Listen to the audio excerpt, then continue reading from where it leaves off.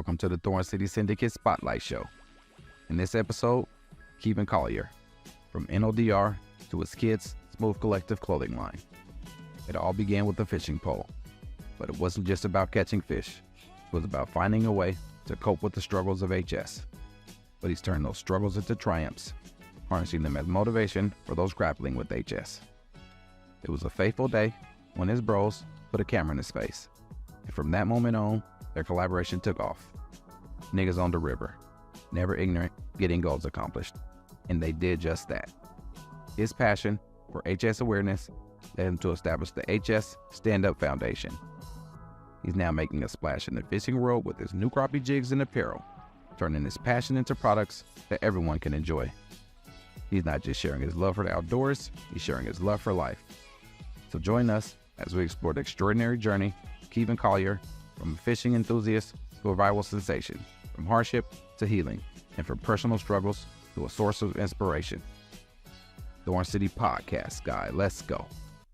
Welcome to the Thorn City Syndicate Spotlight Show, where we network, build connections through interviews and discussions. This episode is brought to you by GNP Podcast Group. I'm your host, Thorn City Podcast Guy.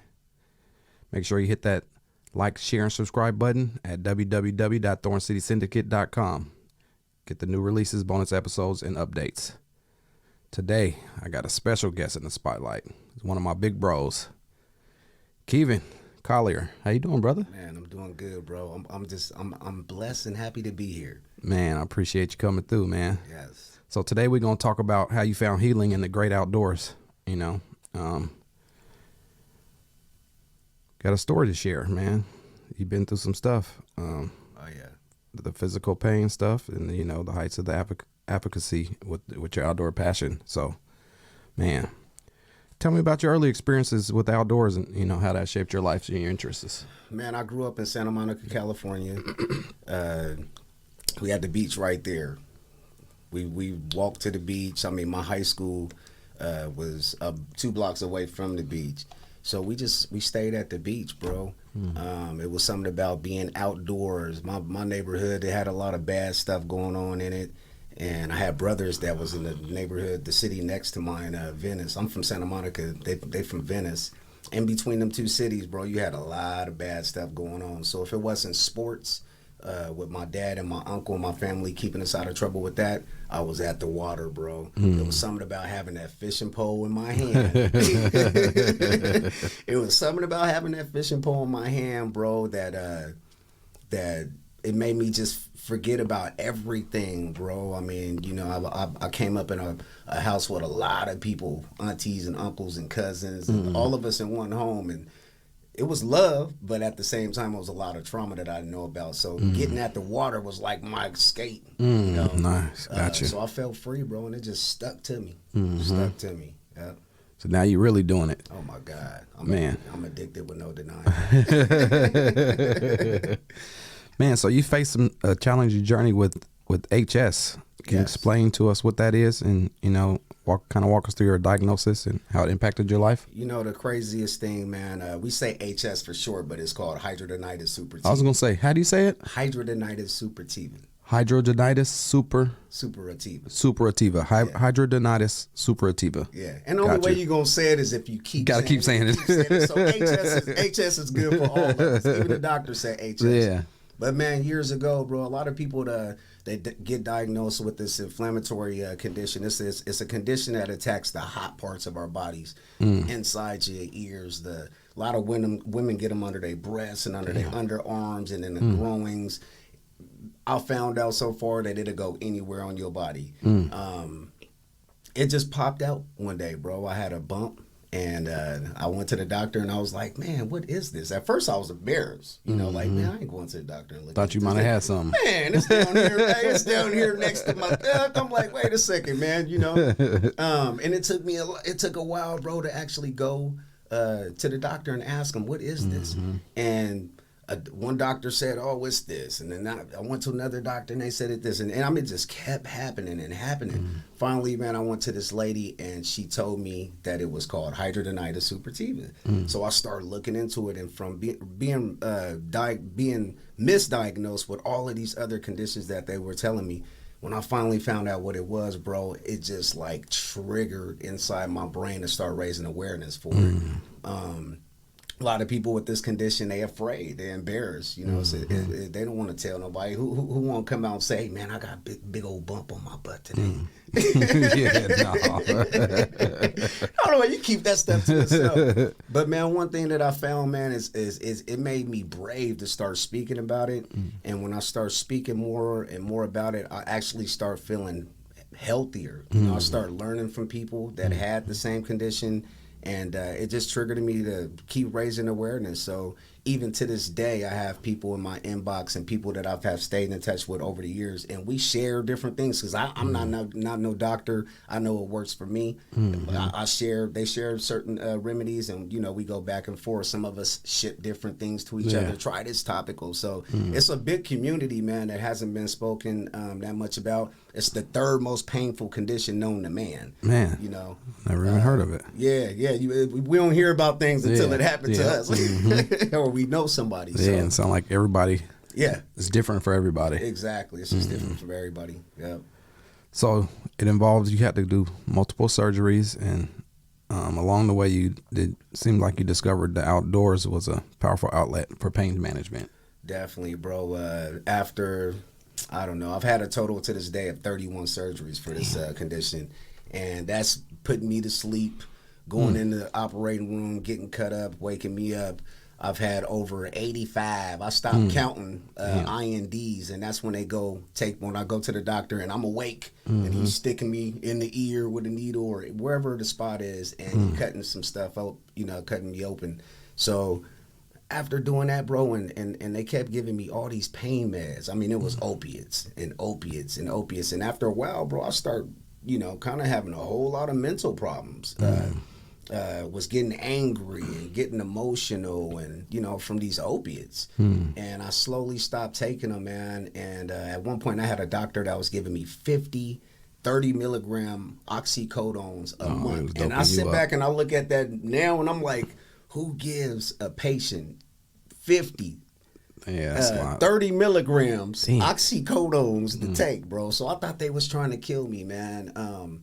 So I started going back in the outdoors, and I noticed that the more I was in the outdoors, it didn't even have to be fishing, just walking, nature walks, hikes, sitting by the water. It made me feel good. So you put a fishing pole in my hand with that, it's a wrap. Or a shotgun, because now I'm hunting too. So it's anything, everything outdoors with me, bro. That's just, it's therapy, bro. I think everybody need that. The nature. Definitely. Nature is, that's, people live off the nature. They say the medicines that the people is giving us, you can find it somewhere out there. It's growing. It's just growing. You just got to know know what to look for. Exactly. Yeah. A lot of it had to do with just air. A lot of people don't even get out and smell just fresh some air. Fresh air. Just go smell some fresh air. And Oregon got good air too. Oh my God. You go down south and you come back and you be like, ooh, or LA somewhere where it's bad. Yeah, you can tell the difference. Seems like the air just stains your skin. So you're involved in several projects. You got the Crappie Life, NODR, the Smooth Collective. Tell me about some of those ventures. Smooth Collective is my kids. Okay. Yeah, you got the early entrepreneurs. Man, You get them started early. My kids, through the whole entire journey, my kids, they come up with these things that they want to do.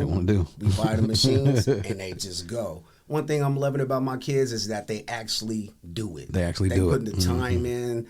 Smooth Collective is a clothing line. Okay. And they make their own clothes, and I mean, they got embroidery machines, they got the heat presses, the hats, everything the top to bottom got, these guys got. They're right here local, and I love them, of course, because they my kids and whatever, but any kids like them that I seen that's out there pressing and then just keep going, because you already know being an entrepreneur is very hard. Oh, it's tough. And they work at regular jobs.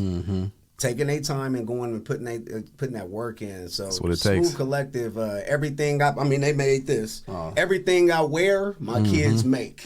Yeah, we keep it right there in house, and I mean they're gonna be one of those brands it's just gonna pop out one day, and everybody gonna think it was just like that. So you got the personal designers and stylists over there. Everything we do in-house. bro. Everything. If I need a logo, I got kids that's artists. If I need a shirt made, hat made, anything, they gonna look at me crazy if I go to top to bottom. Yeah, hold on, pops. No, fam. Exactly. Yeah, Smooth Collective. NODR, man. My brother, me and my brother Deshaun Berry. Well, I'm gonna talk about him in a second too. But when we were growing up in Santa Monica, he was one of those kids that was going fishing with me, tagging right there. I mean, I kicked him back a whole lot of times because he was my little brother or whatever. You know how that is. He can't go, bro. Can't go. But when it came down to fishing, bro was right there, and we always watched shows coming up, man, of these fishing shows. And we had a dream like, man, one day we're gonna be, big with this fishing show. Yeah, and we did it. Our dream at that time, it capped out to we gonna write a letter to BET, right? Remember BET was back then. Everybody know how BET was back then. So we always wanted this show, man. And I had this other brother, Westbred Diamond, who was locked up at the time down in LA. He came up here to Portland, and we was filming his music videos, and I was on a boat with him one day, and he threw the camera in my face, and we just went into just talking. He interviewed me basically, and he told me, say it again, and I was like, say what again? He was like, but say it this time, and I was like, what? He said, say niggas on the river. Me and my brother Deshaun came up with Bangler's TV, right? So it was either Bangler's TV or niggas on the river. So we went with niggas on the river, but it stood for something. Never ignorant, getting goals accomplished. And we still pressing the line, bro. We're not your average influencer that's gonna be on YouTube all the time. When me and my brother feel like we want to go film an episode and we on the boat, it's not planned. We just got the cameras and we just let it roll. Got the cameras and rolling. Yeah, definitely. Oh yeah, that's tight, man. Yep. Well, we're gonna take a break here. We get a message from our sponsor, GMP Podcast Group, to production team. This lovely studio we in. We come back, we're going to talk about the HS Stand Up Foundation and the HS Awareness documentary. Discover GMP Podcast Group Studios, located at 2406 East Burnside Street in Portland, Oregon, offering a range of podcasting packages to suit your needs, starting at just $49 per hour for your basic setup, featuring a Rodecaster Pro audio console and SM7B microphones, as well as options complete with camera operator and audio engineer expertise. Elevate your podcasting with multi-camera recording, plus we capture behind-the-scenes shots within the studio. Visit us at www.gmpodcastgroup.com and let GMP Podcast Studios be where your podcasting journey begins. This syndicate lyricist exists. Don't blink one eye, baby, you just might miss. History in the making from the making of this. Third, I guess it's welcome back to these words. So I'ma come well like welcome back words for sure. Yeah, welcome back to the Spotlight Show. I'm your host, Thorn City Podcast Guy. Got my guy Crappie in the building. Man, I appreciate you coming through, man. It's the Spotlight Show.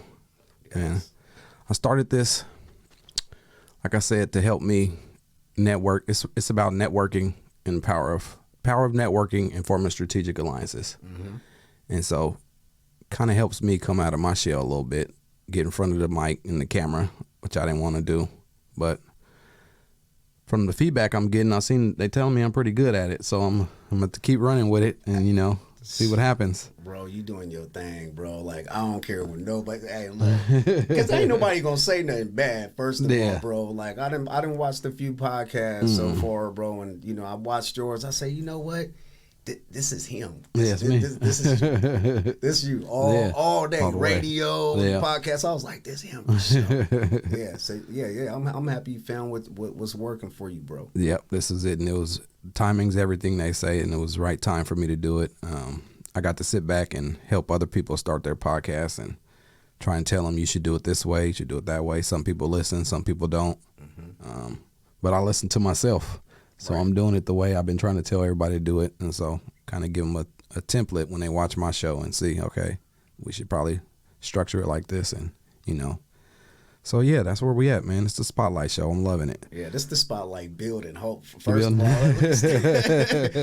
we ain't just in this little room, y'all. Let me tell you, first of all, outside there, you need to take us out there and give y'all a tour out there, man. I mean, this is the Spotlight building. For sure. Yeah, sir. I love it, bro. It's right beautiful, on, man. I appreciate it, man. We put a lot of hard work in here. What they call it, sweat equity.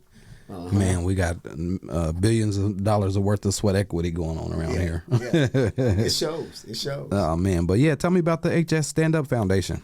Man, like I said, I was raising awareness, and I was doing it the wrong way, man. I had a lot of my surgeries up at OHSU, the Health Science University up here.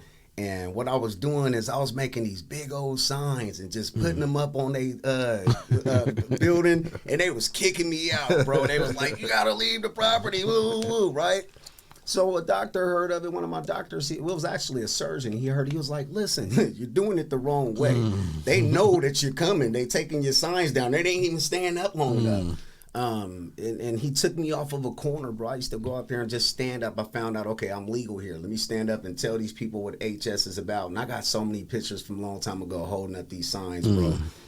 But he told me, hey, you got to get a nonprofit organization. And I was like, what is that? He was like, you got to do it like this. And he kind of like showed me a little bit, Gave you some game. Right. Yeah. This how you do it, know. And I was never into it for the money at all. A lot of nonprofits get a lot of money, bro. I ain't never had no money given to me or anything like that. It's just been strictly for the people of raising awareness. My foundation is just, that's all it is. It's just helping people. I never really went out there and done the big foundation things. I've had a couple of foundation concerts here locally in the city with bands come out and they pass some money, a little box around and got some money, but we give it right back to the people that need it. And it led me into doing a movie called Crappie Killer the Movie. And basically what that movie was showing people that, hey, this guy that y'all like so much that's fishing and entertaining, he actually deal with something over here. He got a real story to tell. Right. So we wanted to show him, man. I asked the one of the executives at that time, hey, I want to show these pictures of my scars. And it was a thing. They didn't want me to show them. But we showed as much as we possibly could, teaching and keeping it entertained at the same time, because people don't want to hear these days. We're not in the We Are the World era anymore. This is not Michael Jackson and people passing out. It's changed now. So you got to keep things a little bit entertaining in order for people to want to know what you be interested in what you have. So I'm not no Kevin Durant or LeBron. Now if LeBron come out the Bronx and say I got HS, the world finna know about some HS. So yeah, it's my duty, and I feel like it's everybody's duty at one point. If you have anything that you going through mentally, physically, it's your duty to speak to other people and give them the game that you've learned, so that they can start living a better quality life. And that's what I'm here for, bro. Yeah. So what made you start do the documentary? They actually approached me about doing just Crappie Killer. They just wanted it to be Crappie Killer, Crappie Killer. At that time I had a management, that company that was managing me, and they were trying to give me a TV show. And, I said, I don't want it to be like that. I want them to know who I really am. Because when you get behind these cameras and these production studios and these teams and these people that's investing money in you, they want to take the creative control away from you. Yes, they do. And make you look like something they want. So I refused I refused the way that they wanted to do it by owning my own movie. I said, all right, this is the way y'all want to do it. Y'all was going to do it like this. We're going to pay for my own movie, and we're going to do it like this. Do it how we want to do it. So, yeah, I wanted people to know about it, man. And, like I said, some scenes got deleted or whatever. But, I think people get the picture a little bit of what I go through. A little bit. Yeah, yeah. Then something happened with Amazon. We'll see. That goes back to the management. Yeah, thing, I was at the management. It goes back to the management thing, bro. I look back. I looked at my movie, man. I respect everybody in the game that I learned from. Everybody that I worked with at those times were, at that phase in their life. Everybody, we all out for ourselves in some type of way, which we supposed to be. But when it comes down to this entertainment stuff, man, it is a different beast. Beast, yeah. I get approached by so many different companies about filming this and being on shows or whatever, bro. And I turn them down because I know exactly what's going to happen. What they're trying to do. My movie was on Amazon Prime. It's actually going to be back on Amazon Put it back up, cool. and so many other different platforms. But what I'm doing now is I'm actually adding something to my movie, and it's gonna be me sitting. And I'm gonna tell you, it's gonna be me sitting in a room talking about my movie, talking like just that sit down part, that interview that was missing from my movie. They gonna get it, man. So I mean, we're gonna put it back out there, but I want it to be more informative for the people. Yeah. So during the filming process of the documentary, were there any particularly memorable or impactful moments or stories? You know what, bro? My partner Slink Johnson, bro, Black Jesus. Black Jesus. He comes up, man. Shout out to that guy, man. This dude works so hard, and he does so much that people don't even know. I've been friends with him, man. Met him through NODR. He came out and did a episode with us, and we just stayed tight, man. I had him come up and do the voiceover, and he came and brought his Jesus suit, bro. And one of the funniest things of that movie, bro, was on MLK over at Keys Loaded Kitchen, and I ain't never seen this many people stopping their cars. They seen Black Jesus. They seen Black Jesus, bro. Look, shout out to you, Slink. He took like half. He made us late for our next shoot because it was so much going on, man. So that was like one of the most memorable. And then when we shot our video, I was able to have my son, Zaypar, that's what he called himself, Isaiah's his name. I was able to have him and a friend of mine, Sleep from Old Dominion, shoot a video called Crappie Killer. Crappie Killer, that was tight. Actually got in the studio, made the song, and we went out there. Yeah, that was my first little, cameo. I was like, okay, this is cool. So, yeah, just because my son was on the boat with me and he made the song, and my cousin, it was all a family thing, man. And so, yeah, that was probably one of the most memorable parts too, bro. Yeah, that's tight, man. Yeah, that's real tight. We're going to take one more break here. We got another sponsor, Thorn City Syndicate, the management team. If you listen to this episode, you ain't checked out episode 1, go check it out. You get the backstory of how it all started with me. But when we come back, we're going to talk about your giving back to the outdoor community and how you became a viral sensation. Introducing Thorn City Syndicate Management, your solution for brand management, social media promotions, digital content distribution, and podcast production. From shaping engaging content that resonates with your audience to amplifying your brand's reach through podcasting, we're your partners in driving success. We offer free strategy sessions and leverage our recording studio and personalized strategies to establish an online presence. Your brand's journey to the top starts with Thorn City Syndicate Management, where innovation meets results. Contact us now at www.thorncitysyndicate.com to embark on the future path of transforming your brand's future. This syndicate lyricist exists. Don't blink one eye, baby, you just might miss. History in the making from the making of this. Third, I guess it's welcome back to these words. So I'ma come well like welcome back words for shares. For shares. Yes, sir. Welcome back to the Thorn City Syndicate Spotlight Show. Got my brick bow in the building, man. It's a long time coming, but we finally made it happen. Yes. So, yeah, I appreciate you coming through again. But what they say, from fishing enthusiast to viral sensation, fishing is a significant part of your life. What led to the creation of the viral fishing comedy YouTube series? And tell me how that started and came about. I was out there filming one day. My brother did a song with Scarface, the rapper. It's called Lead by Example. I'm so mad that song ain't out. That's what need to go back. It ain't out? Man, I mean, I'll send it to you. You can hear it, bro. I was talking to Scarface people about, man, we need to put this out. Yeah. Not for no viral. It's a teaching song. Yeah. Yeah, but my brother, he, coming from L.A., he ain't, it ain't eagles just flying around L.A., bro. So he was like, bro, I want some eagles in my video. I said, eagles? All right, I'll take you where the eagles are, but we bringing the fishing poles because they're out there by the water. That's where they at. Yeah, so, man, this day, bro, we out there trying to find the eagles, and I finally seen them, and normally they sitting in the trees, they ain't flying and wearing that, man. This day they flying away. Every time we got up, he getting focused on, he can't get it.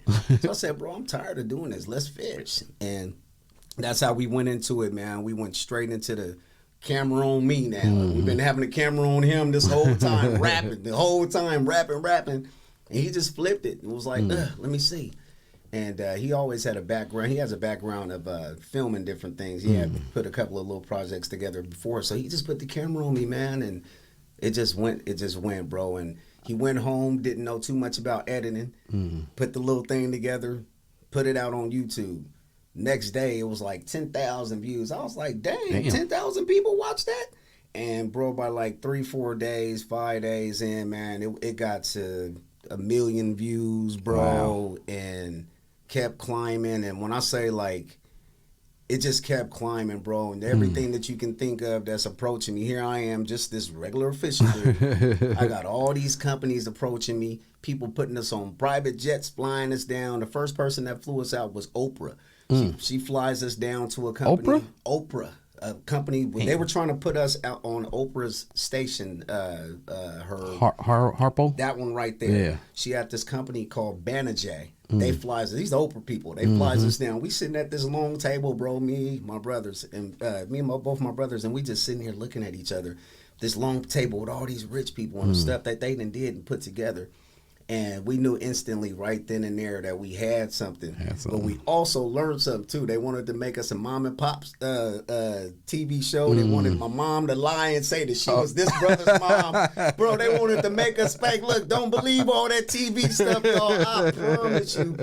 Hey, look, I'm giving it away, bro, because it need to be, people need to know this. Like, they actually wanted to make us a fake show just to make this happen. And it didn't happen because we wasn't doing nothing fake, bro. Yeah, you know? no, we got to keep it real. Yeah. And to this day, all of us deal with so much life and what we doing on our regular day life, man. Like I said, when we get on the boat and if the camera's there and we having fun, we turn it on, it ain't us faking and we just having fun. So the inconsistency of us going out and making episodes is because we live in our regular day life and we doing things in the community now that's, you know, that stick more than us just getting some viral views, you know? Yeah. Yep. So you done some stuff with the Oregon Department of Fish and Wildlife? Yes. What you guys doing out there? Man, we've been working with them for a while. We sat down and they approached us just like, you know, a lot of these people. Shout out to Rhonda Shelby, man. She put us on the news. She did a special on us and she opened the gates for she made it okay for everybody to approach us.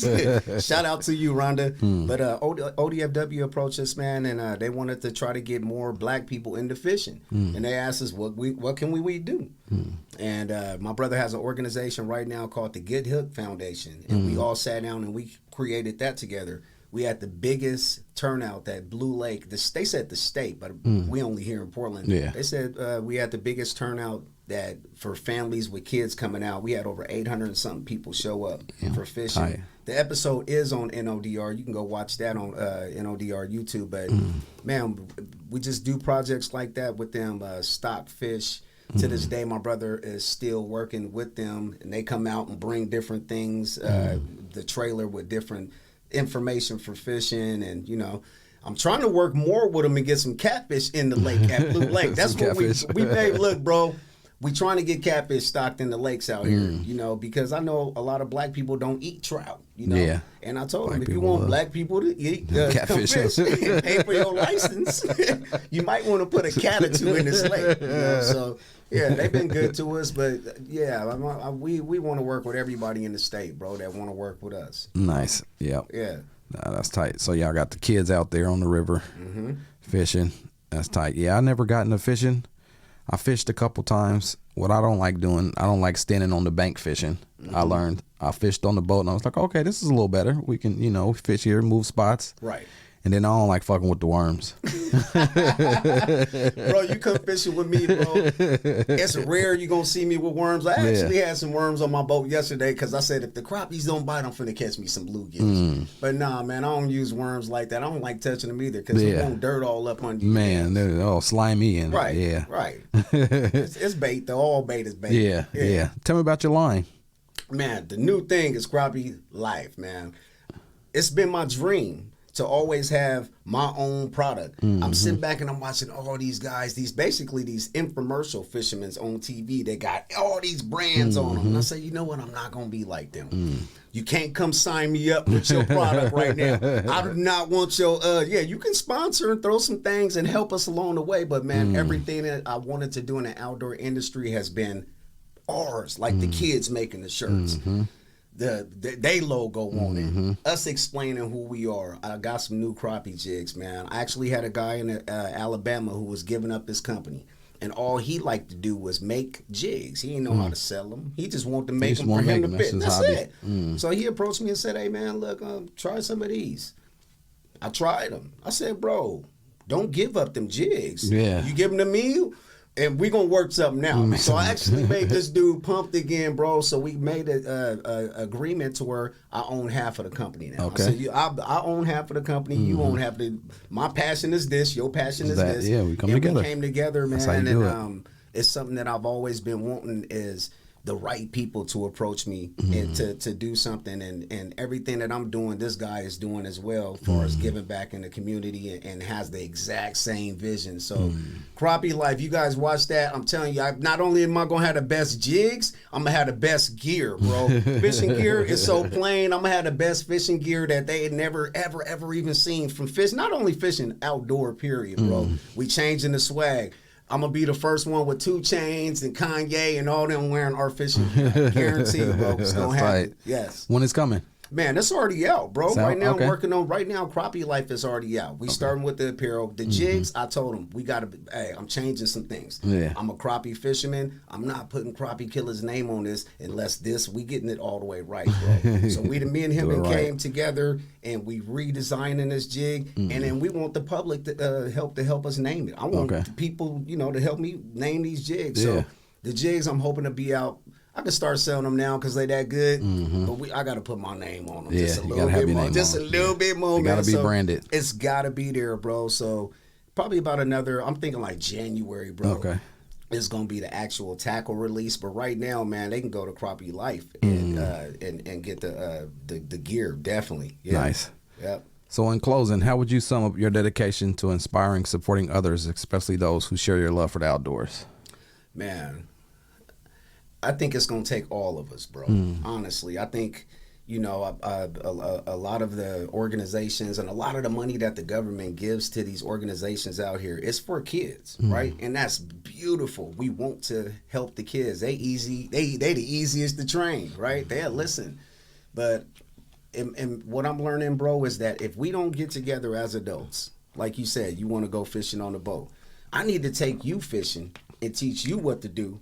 So when you have your son, you can show him what to do. Now, if I come get your son and take him fishing, he gonna be looking for me to come take him fishing again if you don't take him. And that's what happens. We get a lot of people, and it's fine. If I had the space and more resources to take everybody kids, but at the same time, man, I want this fishing to bond people together, not just all these other races out there, but just families. We talking about everybody getting along with this race, that race. Man, let's start with family. Yeah. Like, because families, it don't even matter. Like, we the same. Yeah. So, you know how families is or whatever. So that's what I think, bro, that we all need to do. I can do my part, but I think we all need to come together and do our part. Yeah, so we're going to have to do a Thorn City podcast guy crappie episode on the boat. Let's go. Let's go, bro. Let's go. And if you get a group of guys together, man, we also have and it's not no foundation. I call it a group. Okay. And it's called Fishers of Men. We took it straight out the Bible. Matthew 4:19. Follow me and I'll make you fishers of men.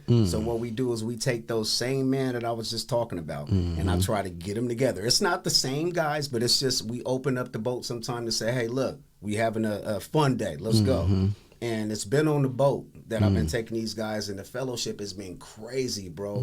But I want to start doing it more with everything. Like, you got the podcast, man. We want to come follow you now and support you or whatever you have going on. And then, might be somebody in the crowd that need our support to go. So it's just about, I'm really adamant about us men coming together and being more there for each other, man, because that we the rock at the end of the day. And if we don't do it, we gonna see a whole lot of bad stuff happen, bro. Yeah. Man, this was good, man. So in this episode, we explored Crappie Killer's remarkable journey from battling HS to becoming an advocate for HS awareness and his love for the outdoors. Inspiring story, brother, man. You give back to the community, passion for fishing, man. It's all great stuff, man. I really, You know, I was a kid watching y'all, you know, growing up. So it was a trip. We kids though. We kids, but we always think just a couple of years apart is old. Yeah. Now when you're older, it's like, hold on, they ain't too much older. I'm proud of you, bro. Oh, right on, man. And everything. I done seen you in the mud with You've this seen stuff. the journey. I done seen the journey. Mm-hmm. I done and I respect it for you not giving up, man. It's so hard to stay consistent and deal with the downfalls and then just regular life, just regular life. Yeah. But for you to keep going, bro, you inspiring a lot of people. That's why when I walk up here, I seen all them faces on the wall, a whole lot of familiars too. Yeah. You doing your thing, bro. So I'm proud of you, and I'm sure Portland and everybody else that's watching and listening to this is majorly proud. You need to get your apples and peaches too. Yeah, right on, man. I appreciate it. And don't forget about us little people. I appreciate it, man. Straight up. Yes, sir. Well, I appreciate you for sharing your stories and insights, man. Where can the people find you? Man, go to Crappie Killer. Instagram, I'm Keevin Collier Sr. On Facebook. Start there. Just start there. I ain't going to give you too much because it's only honestly going to be a couple of things that y'all go follow anyway. It's normally the social media. That's what I'm learning. It's a social media thing. It's right there at your hands. At Crappie Killer, Keevin Collier Sr. Nice. Like I always say, I encourage the listeners to explore their passions and embrace innovation and pursue your entrepreneurship in your own unique way, just like me and my bro did, man. Thanks for joining us. Explore the power of networking and find inspiration by following me at Thorn City Podcast Guy for the updates, exclusive behind-the-scenes content, and to join the conversation today. Stay tuned for upcoming episodes of the Thorn City Syndicate Spotlight Show as we continue to highlight individuals, businesses, brands, and podcasters. Thorn City Podcast Guy. Holla at your boy. Thorn City, baby. Right on, brother. Shit, man. This is my show, bro. You don't even understand. I didn't watch the film. I'm like, okay. Yeah. We going to have on there next. This is my show, by the way. Right Straight on, up, bro. Major supporter. Yes, sir. What power? Hoodoo. I appreciate y'all tuning in to another episode of the Thorn City Syndicate Spotlight Show, where we network and build connections, interviews, and discussions. Till next time, I like your boy, Thorn City Podcast Guy. I'm out. You remind me of a man.